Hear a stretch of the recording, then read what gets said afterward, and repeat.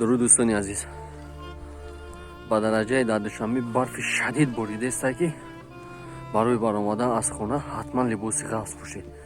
حالا من باشد پارچه چیزهای دیدگیم رو برای شما میگذارم. شما هم ببینید، سلامتیتون رو احتیاط کنید. خدا نگهبانتون باشه. یعنی نگاه با درجه برف بریدگی است که با یک عذاب نمی خدا جای توزه کردم. انشاءالله کار میرویم. اینجا دوشنبه است. اینه برف ببینید چند قزنگی برف خیلی زیاده. اینا اون 20 سانتی متر نبودگیش ده هست.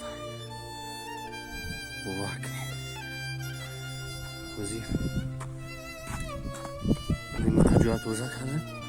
یگان ترانسپورت وجود نداره در روزی. یگان ترانسپورت نرفته. اینا کشاور